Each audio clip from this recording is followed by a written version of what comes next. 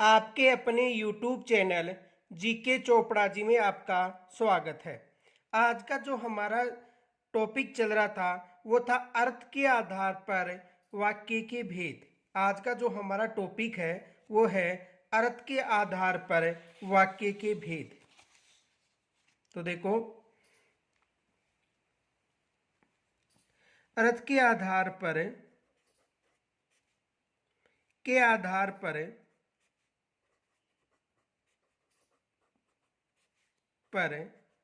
वाक्य के भेद।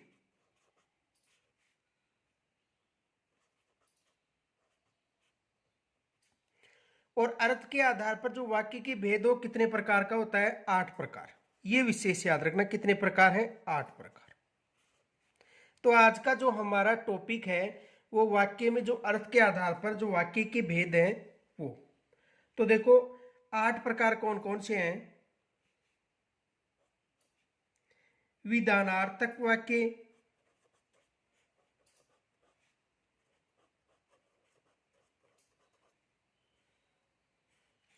विधानार्थक वाक्य,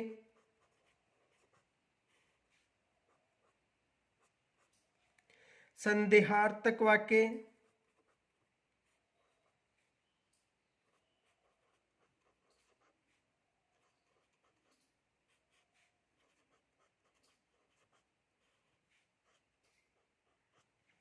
संकेतार्थक वाक्य,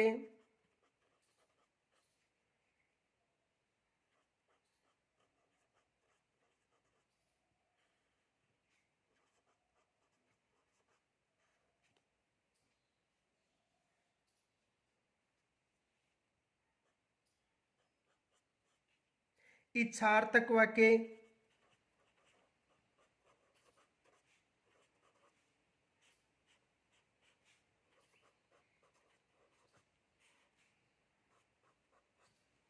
आज्ञार्थक वाक्य,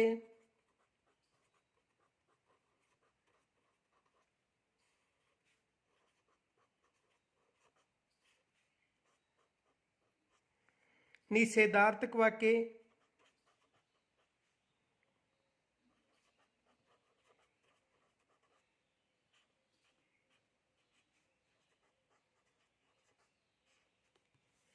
प्रश्नार्थक वाक्य,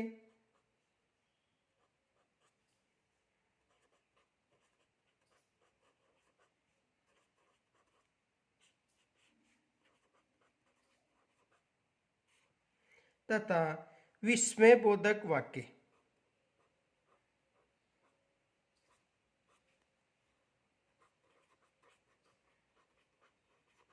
विस्मय बोधक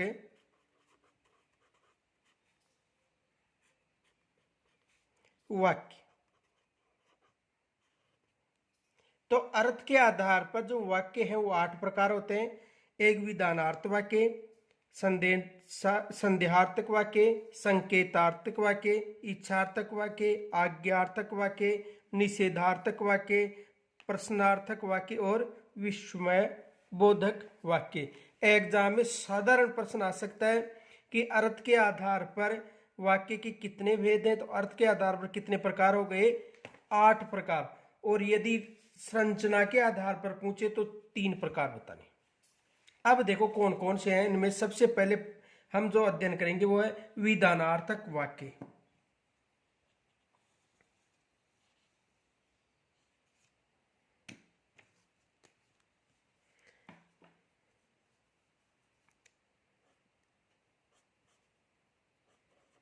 विधानार्थक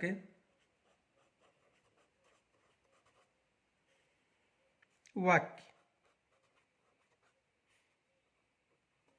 विधानार्थक वाक्य यानी वह वाक्य जिसमें क्रिया होती है। वह वाक्य जिसमें क्रिया होती है। जैसे राम चलता है, तो वो कौन सा वाक्य कहलाता है? विधानार्थक वाक्य। यानी वह वाक्य जिसमें क्रिया होती है, कौन सा वाक्य कहलाता है? विधानार्थक वाक्य कहलाता है। तो देखो, वह वाक्य जिसमें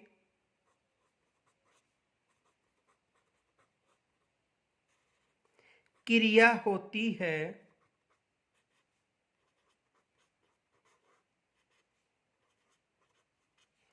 वह वाक्य जिसमें क्रिया होती है विधानार्थक या विधान वाक्य कहलाता है। वाक्य कहलाता है।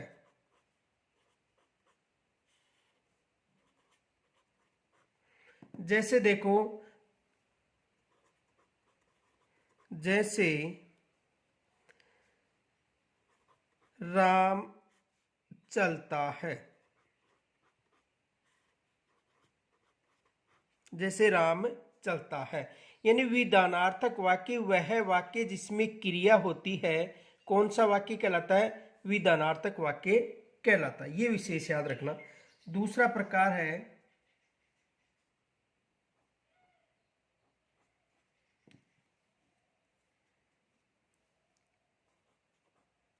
संदेहार्थक। संदेहार्थक संदेहार्थक वाक्य। संदेहार्थक वाक्य। देखो, संदेहार्थक वाक्य यानी कहने का मतलब संदेह, संशय या शंका का बोध हो। किन किन का? संदेह हो, संशय हो,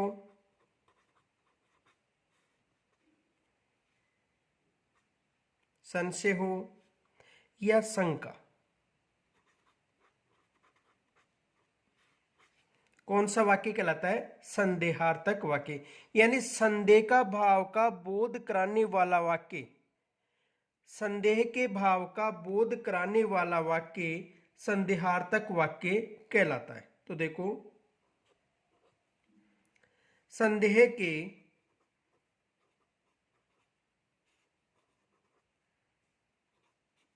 भाव का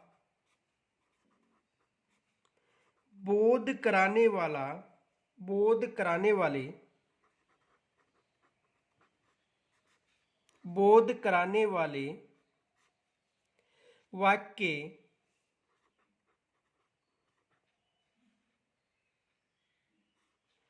संदेहार्थक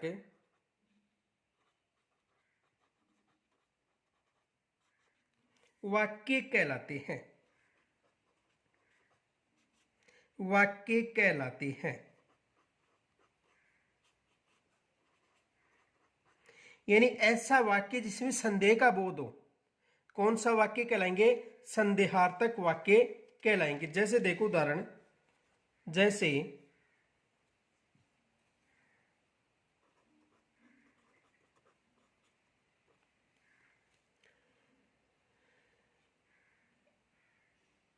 शायद कोई आ रहा है। शायद कोई आ रहा है। शायद कोई आ रहा है। तो इस वाक्य में संदेह का बोध हो रहा है, यानी संदेह हो रहा है, संशय हो रहा है, शंका हो रही है। तो ऐसा वाक्य जिसमें संदेह का बोध हो, कौन सा वाक्य कहलाता है? संदेहार्थक वाक्य कहलाता है। ये विशेष याद रखना। आगे देखो,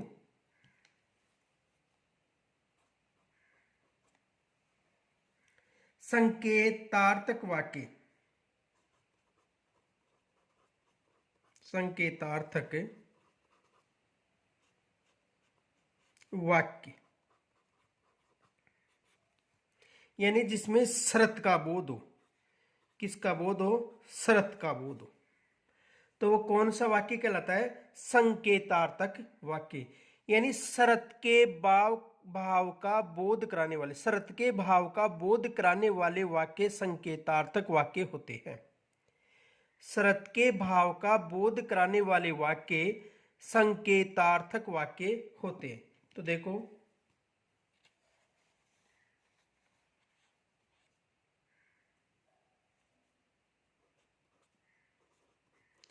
शर्त के भाव शरत के भाव का बोध कराने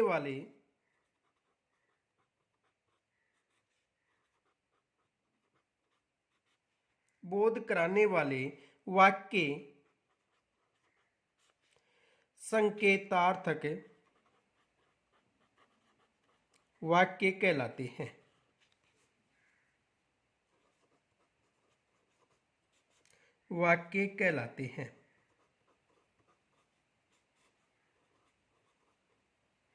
जैसे देखो, जैसे यदि तुम पढ़ते तो पास हो जाते।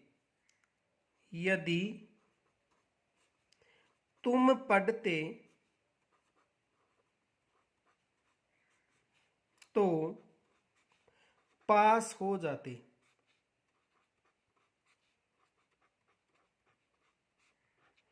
यदि तुम पढ़ते तो पास हो जाते, तो यानी संकेतार्थक वाक्य का मतलब शरत के भाव का बोध हो, यानी शरत के भाव का बोध कराने वाले वाक्य संकेतार्थक वाक्य होते हैं। तो इसमें शरत है यदि तुम पढ़ते तो पास हो जाते, तो ये कौन सा हो गया? संकेतार्थक वाक्य। आगे देखो,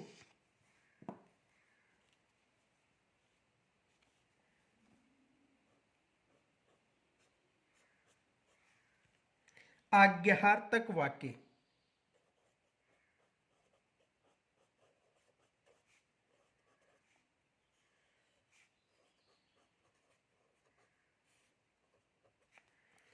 यानी आज्ञा या आदेश का बोध हो। आज्ञा या आदेश कौन से वाक्य कहलाते हैं? आज्ञार्थक वाक्य। यानी आज्ञा या आदेश के भाव का बोध कराने वाले वाक्य आज्ञार्थक वाक्य होते हैं। ये विशेष याद रखना कि आज्ञा या आदेश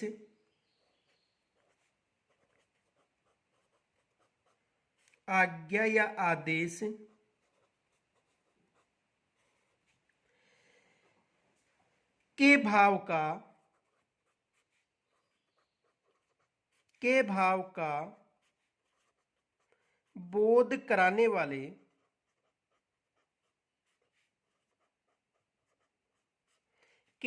का बोध कराने वाले वाक्य आज्ञार्थक वाक्य कहलाते हैं।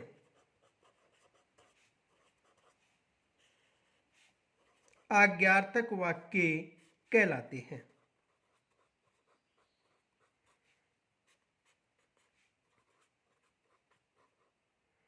कौन से वाक्य कहलाते हैं? आज्ञार्थक वाक्य कहलाते हैं। जैसे उदाहरण देखो, जैसे दरवाजा बंद कर दो। दरवाजा बंद कर दो।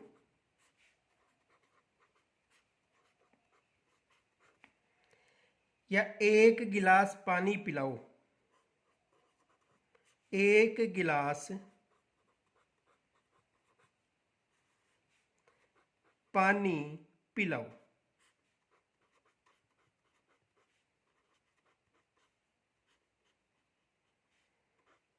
तो यहां पर आज्ञा या आदेश का बोध हो रहा है, तो कौन सा वाक्य कहलाएगा? आज्ञार्थक वाक्य। यानी ऐसा वाक्य जिसमें आज्ञा या आदेश के भाव का बोध हो, कौन सा वाक्य कहलाएगा? आज्ञार्थक वाक्य कहलाएगा। अगला देखो प्रकार, इच्छार्थक वाक्य।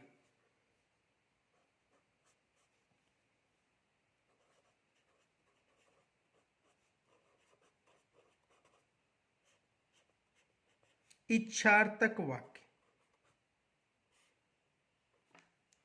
यानी इच्छा के भाव का बोध हो। कौन से वाक्य कहलाते हैं? इच्छार्थक। यानी इच्छा के भाव का बोध कराने वाले वाक्य इच्छार्थक वाक्य कहलाते हैं।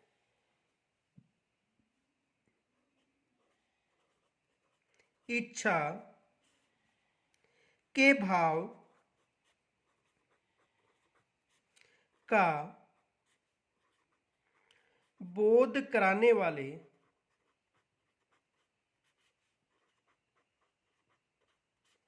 इच्छा के भाव का बोध कराने वाले वाक्य इच्छार्थक वाक्य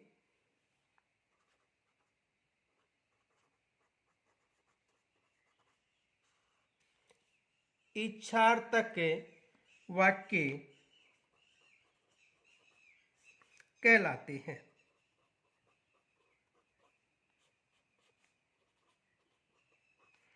यानी इच्छा के भाव का बोध कराने वाले वाक्य इच्छार्थक वाक्य कहलाते हैं। अब देखो, इन वाक्यों में आशीर्वाद, दुआ, शाप, गाली या बद्दुआ इत्यादि का उल्लेख मिलता है। किन किन का देखो,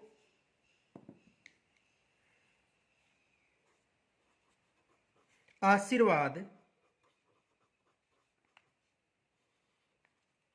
दुआ, शाप, गाली, बद्दुआ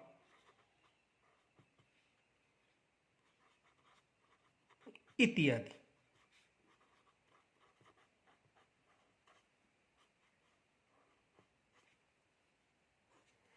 आशीर्वाद, दुआ, शाप, गाली, बद्दुआ इत्यादि का उल्लेख मिलता है किसमें? इच्छार्थक वाक्य में। जैसे देखो, उदाहरण देखो, मेरी इच्छा है कि मेरा चयन प्रशासनिक सेवा में हो जाए। जैसे देखो, मेरी इच्छा है, मेरी इच्छा है कि मेरा चयन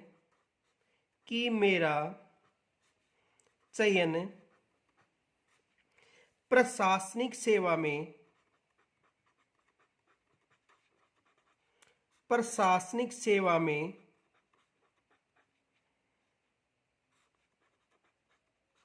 हो जाए।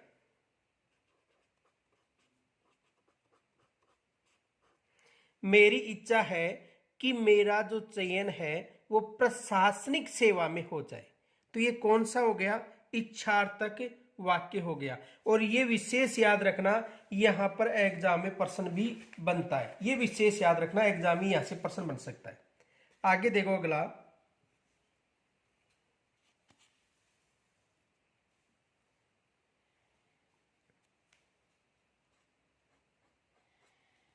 निषेधार्थक वाक्य।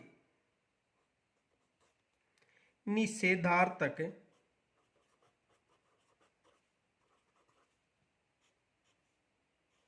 वाक्य,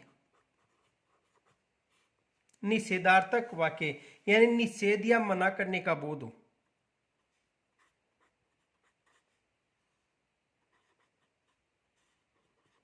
निषेध या मना करना।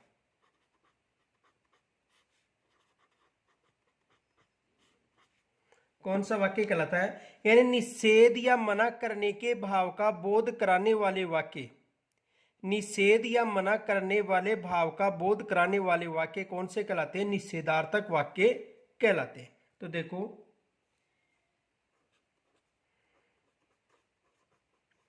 निषेध या मना करने वाले, निषेध या मना करने वाले भाव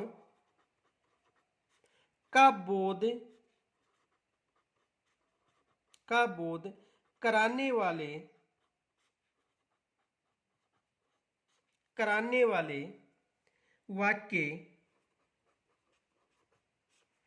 निषेधार्थक वाक्य कहलाते हैं।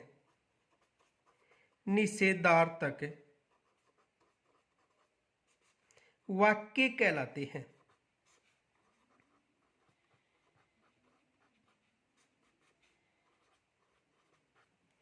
यानी निषेध या मना करने वाले भाव का बोध कराने वाले वाक्य कौन से कहलाते हैं? निषेधार्थक वाक्य कहलाते हैं। जैसे देखो, उदाहरण, मोहन घर नहीं है। जैसे देखो, मोहन घर नहीं है।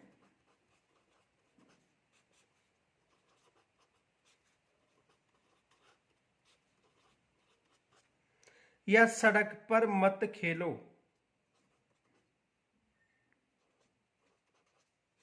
सड़क पर मत खेलो। सड़क पर मत खेलो, यानी मोहन घर नहीं है या सड़क पर मत खेलो। तो निषेधार्थ का मतलब निषेध या मना करने वाले वाक्य। आगे देखो अगला,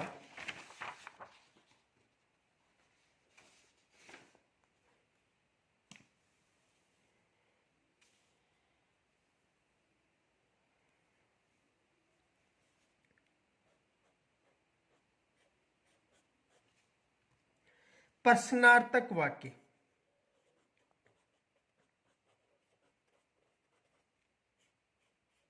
प्रश्नार्थक वाक्य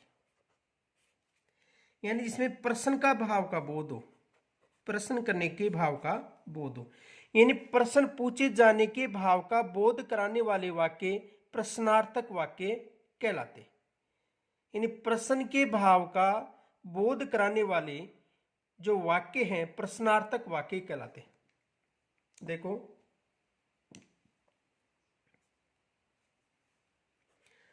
प्रश्न पूछे जाने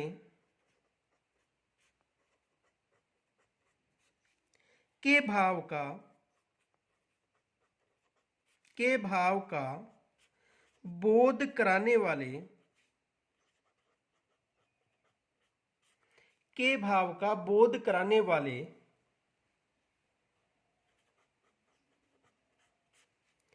वाक्य प्रश्नार्थक वाक्य कहलाते हैं।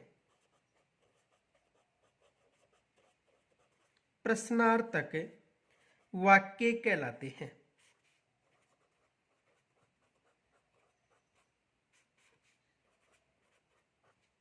जैसे देखो, आप क्या करते हैं।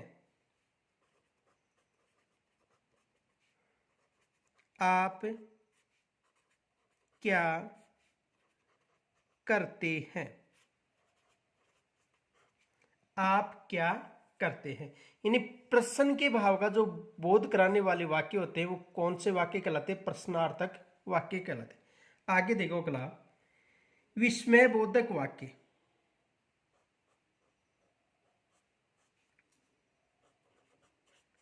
विस्मय बोधक वाक्य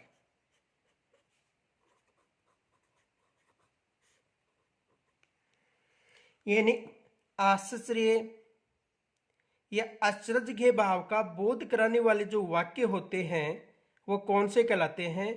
विस्मय बोधक वाक्य कहलाते हैं। तो देखो, आश्चर्य यानी आश्चर्य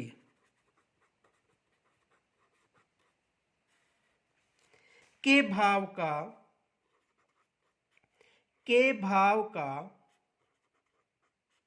बोध कराने वाले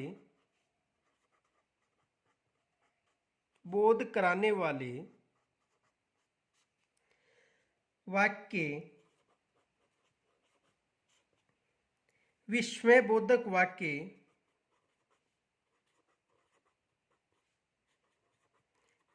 बोधक वाक्य कहलाते हैं।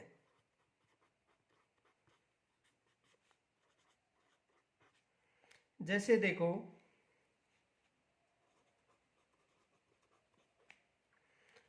अरे आप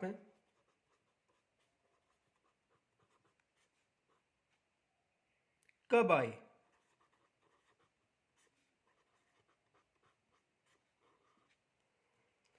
तो ये कौन से वाक्य कहलाते हैं? विस्मय बोधक वाक्य कहलाते हैं। अब देखो, एग्जाम में प्रश्न 2-3 तरह से बन सकता है। देखो, एग्जाम में कौन कौन से प्रश्न बनते हैं क्रिया संबंधी।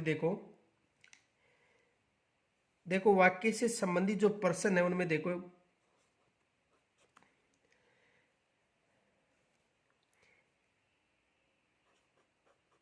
वाक्य के कितने अंग होते हैं। अंग होते हैं। एक तो ये विशेष याद रखना, वाक्य के कितने अंग होते हैं, तो वाक्य के कितने अंग होते हैं, अंग बोल दो चाहे प्रकार एक ही बात है, तो अंग या प्रकार दो होते हैं, दो अंग या प्रकार। दो कौन कौन से होते हैं, एक उद्देश्य होता है और एक विधेय होता है। ये विशेष याद रखना, एक उद्देश्य होता है और एक विधेय, जो पीछे बताया है। वाक्य कितने अंग होते हैं, दो, उद्देश्य और विधेय। दूसरा आ सकता है, भाषा का तीसरा अंग होता है। दूसरा क्वेश्चन देखो, भाषा का तीसरा अंग होता है। भाषा का तीसरा अंग होता है, तो भाषा का तीसरा अंग कौन सा होता है, वाक्य। ये विशेष याद रखना, भाषा का तीसरा अंग कौन सा होता है, वाक्य। और केवल तीन ही अंग बताए थे, पहला वर्ण होता है, दूसरा शब्द होता है, तीसरा कौन सा होता है, वाक्य होता है। कौन कौन से देखो, एक है वर्ण पहला अंग, दूसरा है शब्द और तीसरा है वाक्य।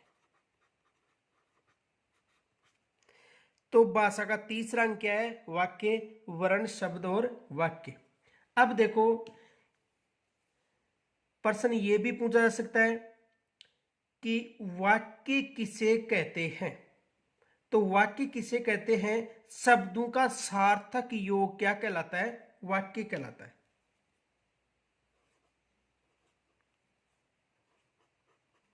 वाक्य किसे कहते हैं,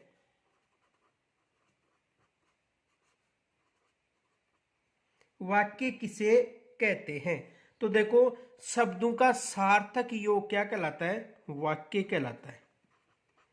शब्दों का सार्थक योग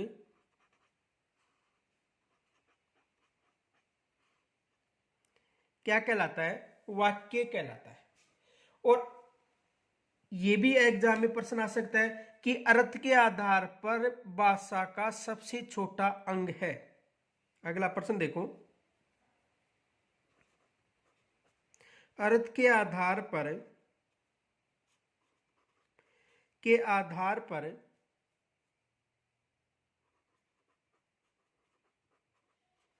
पर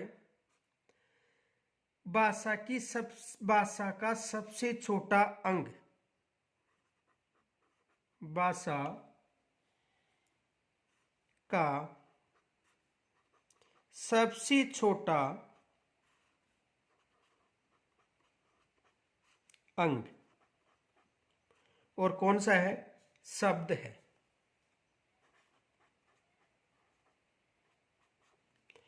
सबसे छोटा अंग कौन सा है, शब्द है। ये विशेष याद रखना। या भाव या भावार्थ के आधार पर भाषा की सबसे बड़ी इकाई पूछे तो वाक्य बताना है। भावार्थ, भाव या भावार्थ के आधार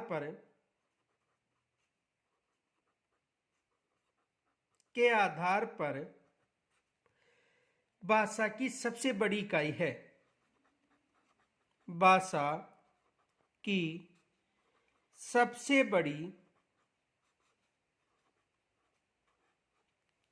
इकाई है।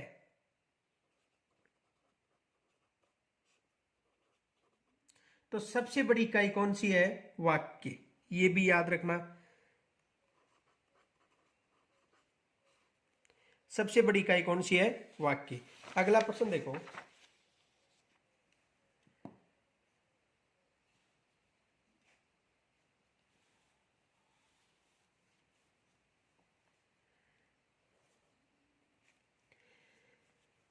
प्रयोग व संरचना, प्रयोग व संरचना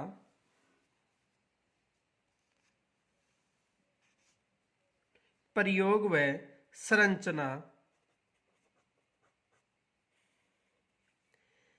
के आधार पर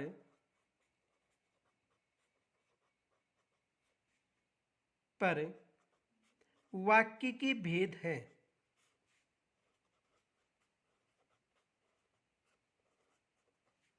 यानी प्रयोग व संरचना के आधार पर वाक्य के भेद हैं।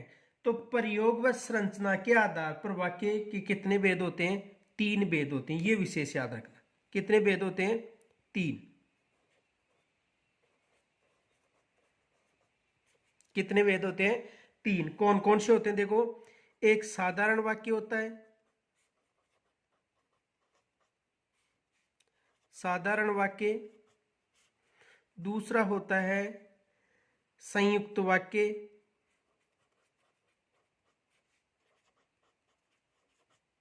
और तीसरा होता है मिश्र या मिश्रित वाक्य। मिश्र या मिश्रित वाक्य।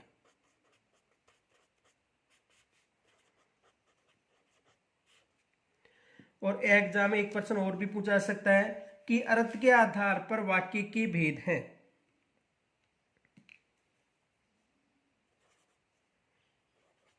अर्थ के आधार पर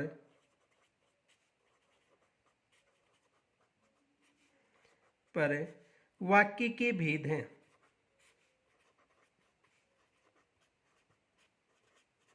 तो अर्थ के आधार पर वाक्य के कितने भेद हैं? 8 भेद। ये 8 प्रकार। अर्थ के आधार पर वाक्य कितने भेद हैं? 8 प्रकार है। जो देखो, 3 ये विशेष याद रखना और 8 भेद ये विशेष याद रखना।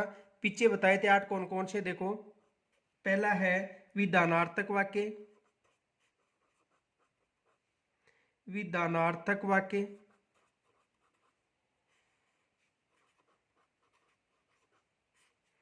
दूसरा है संदेहार्थक वाक्य,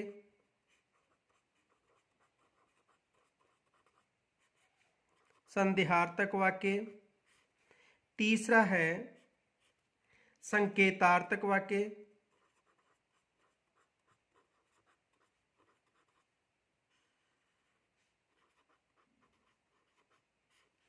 तीसरा है संकेतार्थक वाक्य। चौथा है इच्छार्थक वाक्य।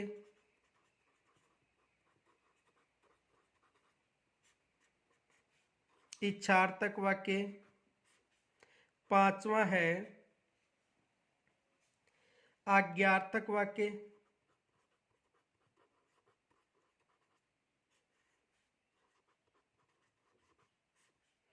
छठवां है निषेधार्थक वाक्य।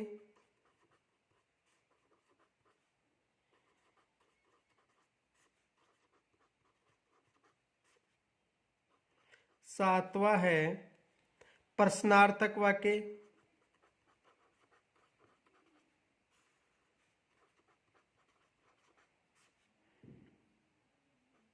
और आठवां है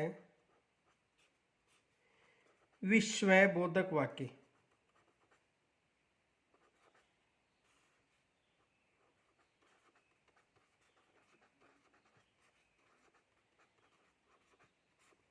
तो वाक्य कितने प्रकार हो गए?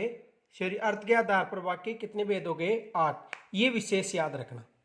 तो आज जो हमारा वाक्य टॉपिक है वो समाप्त हो गया है। और यदि यहाँ तक कोई समस्या हो तो कमेंट्स के द्वारा मुझे ज़रूर बताएं। और इस वीडियो को अधिक से अधिक लाइक तथा शेयर जरूर करें। धन्यवाद।